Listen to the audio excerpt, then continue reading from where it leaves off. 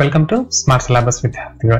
ನಾವು ನಿಮ್ಮ 8ನೇ ತರಗತಿಯ ಒಂದು ಚರಾಕ್ಷರಗಳ ರೇಖಾತ್ಮಕ ಸಮೀಕರಣ ಈ ಅಧ್ಯಾಯದಲ್ಲಿ ಅಭ್ಯಾಸ 3.2 ಅನ್ನ ಬಿಡಿಸಿಕೊಳ್ತಾ ಇದ್ದೀವಿ. ಇವತ್ತು ಈ ಅಭ್ಯಾಸ ಸಂಬಂಧಪಟ್ಟಂತೆ 6ನೇ ಸಮಸ್ಯೆನ ಬಿಡಿಸಿಕೊಳ್ಳೋಣ. ಬನ್ನಿ. ತಪ್ಪದೆ ಚಾನಲ್ ಸಬ್ಸ್ಕ್ರೈಬ್ ಮಾಡಿ, ಬೆಲ್ ಐಕಾನ್ ಒತ್ತಿ.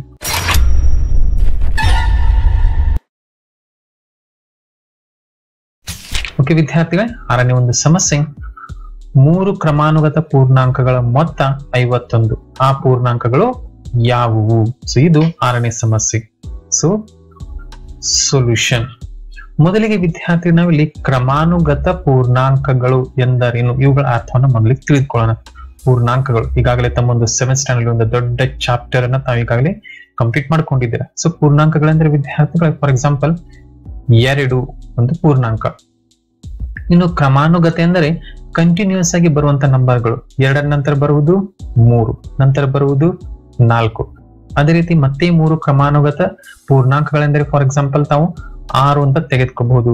ನೆಕ್ಸ್ಟ್ ಬರುವುದು 7, ತದನಂತರ ಬರುವುದು 8. ಇವು ನೋಡಿ ಕಂಟಿನ್ಯೂಸ್ ಆಗಿ ಬರುವಂತ ನಂಬರ್ಗಳನ್ನ ನಾವು ಕ್ರಮಾನುಗತ ಸಂಖ್ಯೆಗಳು ಅಥವಾ ಪೂರ್ಣಾಂಕಗಳು ಅಂತ ಕರಿತೀವಿ.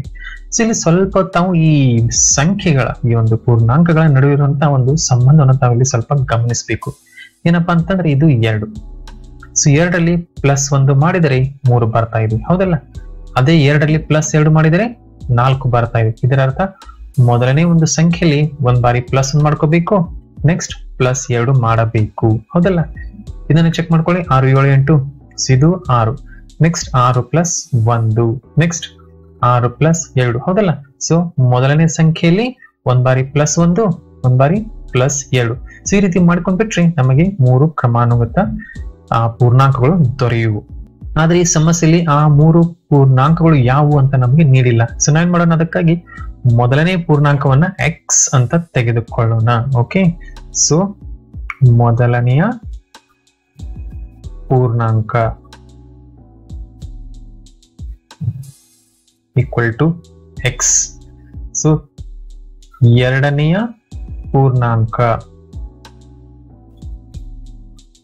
ಸೊ ಎರಡನೇ ಪೂರ್ಣಾಂಕ ಏನಾಗೋದು ಇಲ್ಲಿ ನೋಡಿ, +1 ಮಾಡ್ಬೇಕಲ್ಲ. ಸೊ ಈ ಮೊದಲನೇ ಒಂದು ಸಂಖ್ಯೆಯಲ್ಲಿ +1 ಮಾಡ್ಕೊಂಡ್ಬಿಡಿ. ಅದೇ ರೀತಿ ಮೂರನೆಯ ಪೂರ್ಣಾಂಕ.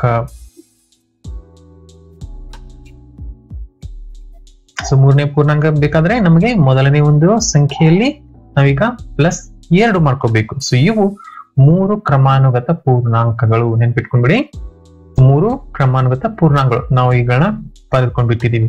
ನೆಕ್ಸ್ಟ್ ಕೊಟ್ಟಿದಾರಪ್ಪ ಅಂತಂದ್ರೆ ಇವುಗಳ ಮೊತ್ತ. ಸೊ ಇವುಗಳನ್ನ ಟೋಟಲ್ ಮಾಡ್ಕೊಂಡ್ಬಿಟ್ರೆ 51 ಬರ್ತಾ ಇದೆ. ಆದ್ದರಿಂದ ಈ 3 ಪೂರ್ಣಾಂಕಗಳನ್ನ ಟೋಟಲ್ ಮಾಡ್ಕೊಂಡ್ಬಿಡೋಣ. ಮೊದಲನೆಯದು x ಪ್ಲಸ್ ಎರಡನೇ ಪೂರ್ಣಾಂಕ x +1 ಪ್ಲಸ್ ಮೂರನೇ ಪೂರ್ಣಾಂಕ x +2 = 3ನ್ನ ಸೇರಿಸಿದ್ರೆ 51 ಬರ್ತಾ ಇದೆ, ಹೌದಲ್ಲ? ಸೊ ನೋಡಿ ಸಮೀಕರಣ ದೊರಕಿ ಬಿಟ್ಟಿತ್ತು. ಈಗ ಇದನ್ನ ನಾವು ಸಾಲ್ವ್ ಮಾಡ್ಕೋಬೇಕು. ಮೊದಲಿಗೆ ಸಜಾತಿ ಪದಗಳನ್ನ ಟೋಟಲ್ ಮಾಡ್ಕೊಂಡ್ಬಿಡಿ. ಈ x + x ಒಟ್ಟಾರೆಯಾಗಿ ಇಲ್ಲಿ 3x ಪ್ಲಸ್ ಈ ಸಂಖ್ಯೆಗಳನ್ನು ಸಹ ಟೋಟಲ್ ಮಾಡ್ಕೊಳ್ಳಿ. ಯಾಕಂದ್ರೆ ಎಲ್ಲಾ ಒಂದು ಬದಿಯಲ್ಲಿ ಪ್ಲಸ್ ಇದೆ. ಸೊ ಕೂಡಿಸ್ಕೊಂಡ್ ಬಿಡ್ಬೇಕು. 2 + 1 ಇದು 3 ಆಗುವುದು = 51.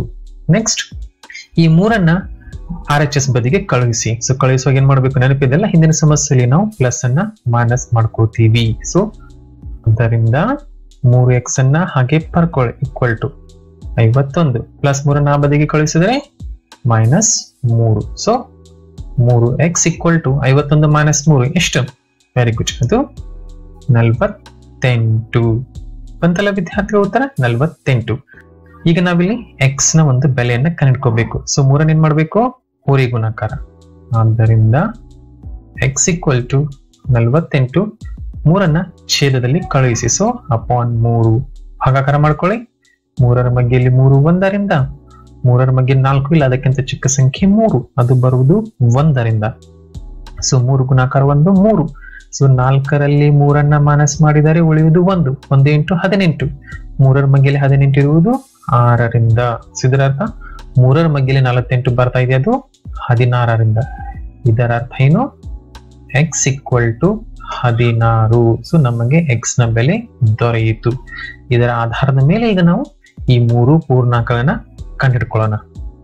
ಅದರಿಂದ ಮೊದಲನೆಯ ಪೂರ್ಣಾಂಕ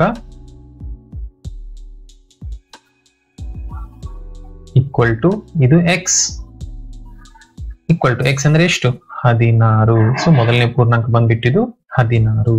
ನೆಕ್ಸ್ಟ್ ಎರಡನೇ ಪೂರ್ಣಾಂಕ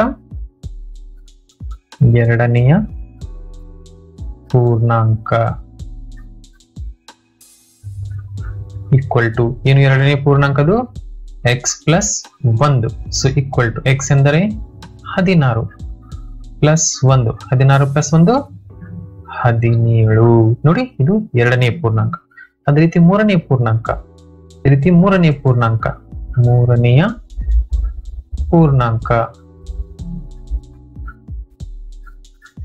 ಈಕ್ವಲ್ ಟು ಇದು x plus 2 equal to x ಎಂದರೆ ಇದು 16 ಪ್ಲಸ್ 2 ಒಟ್ಟಾರೆಗೆ ಎಷ್ಟು 18. ಇದರ ಅರ್ಥ ಆ ಮೂರು ಪೂರ್ಣಾಂಕಗಳು 16 17 18 ಕಂಟಿನ್ಯೂಸ್ ಆಗಿ ಬಂದವಲ್ಲ. ಸೊ ಇವೇ ಕ್ರಮಾನುಗತ ಪೂರ್ಣಾಂಕಗಳು. ಸೊ ಇದು ವಿದ್ಯಾರ್ಥಿ ನಿಮ್ಮ ಅಭ್ಯಾಸ 3.2ರಲ್ಲಿಯ 6ನೇ ಸಮಸ್ಯೆ. ಮೋಸ್ಟ್ಲಿ ತಮಗೆಲ್ಲ ಅರ್ಥ ಆಗಿರ್ಬೇಕು. ಸೊ ಇದರೊಂದಿಗೆ ವಿಡಿಯೋನ ಕಂಪ್ಲೀಟ್ ಮಾಡೋಣ. ಮುಂದಿನ ಸಮಸ್ಯೆಗಳು ಮುಂದಿನ ವಿಡಿಯೋದಲ್ಲಿ ಬರ್ತಾ ಇವೆ. ಸೊ ತಪ್ಪದೆ ಎಲ್ಲ ಸಮಸ್ಯೆಗಳು ನೋಡಿ ನಿಮ್ಮ ಫೇಸ್ಬುಕ್ ಅನ್ನ ಕಂಪ್ಲೀಟ್ ಮಾಡ್ಕೊಳ್ಳಿ. ಚಾನಲ್ ಸಬ್ಸ್ಕ್ರೈಬ್ ಮಾಡ್ಕೊಳ್ಳೋದನ್ನ ಮರಿಬೇಡಿ. ಬೆಲ್ ಐಕಾನ್ ಒತ್ತಿ, ಬೆಲ್ ಐಕಾನ್ ಅಲ್ಲಿ ಆಲ್ ಅಂತ ಆಪ್ಷನ್ ಸೆಲೆಕ್ಟ್ ಮಾಡ್ಕೊಳ್ಳಿ. ಮತ್ತೆ ಭೇಟಿಯಾಗೋಣ ಮುಂದಿನ ವಿಡಿಯೋದಲ್ಲಿ. ಅಲ್ಲಿಯವರೆಗೆ ಚೆನ್ನಾಗಿ ಓದಿ, ಚೆನ್ನಾಗಿ ಅಭ್ಯಾಸ ಮಾಡಿ.